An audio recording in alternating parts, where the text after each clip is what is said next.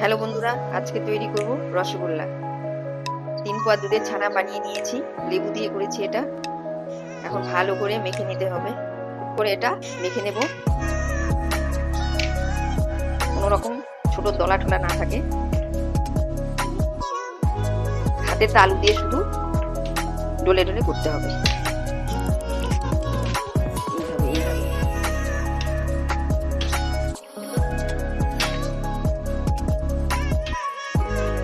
চিনি শিরা বানিয়ে নিব, তাতে 2 বাটি জল দিয়ে নিলাম।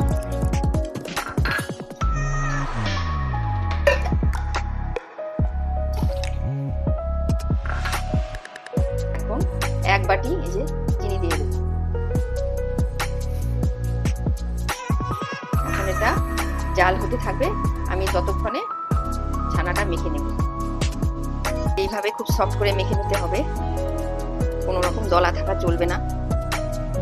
এখন এর মধ্যে দিয়ে দেব 1 চামচ গুঁড়ো দুধ, 1 চামচ গুঁড়ো দুধ, 1 চামচ ময়দা আর 1 চামচ কর্নফ্লাওয়ার, যাতে ফেটে না যায়। ভালো করে মিশিয়ে মেখে নেব।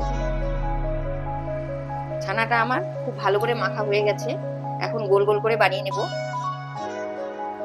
ছানাটা বানিয়ে ধুয়ে নিতে হবে, এটা তখন বলা হয়নি। এরকম করে গোল করে নিতে হবে। এইভাবে সবকটা বানিয়ে নেব।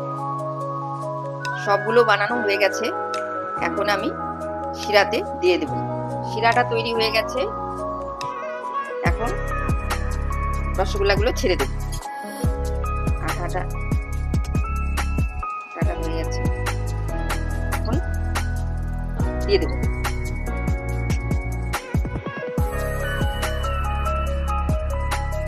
আঁচটা পুরোপুরি দিতে হবে, না হলে ফুলবে না। সবগুলো দিয়ে দিলাম, এখন ঢেকে দেব।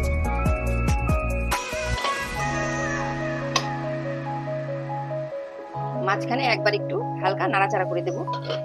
এই যে সুন্দর ফুলে যাচ্ছে, অনেক বড় হয়ে গেছে। মাঝখানে উল্টে দিতে হবে, পুরোপুরি নাড়া দেওয়া যাবে না, সাইড দিয়ে নাড়তে হবে। আবার ঢেকে দেব। 2 এলাচ দিয়ে দেব, থেতো করে দিয়েছি, ভালো গন্ধ হবে বলে। অনেক ফুলে গেছে, কত সুন্দর হয়ে গেছে।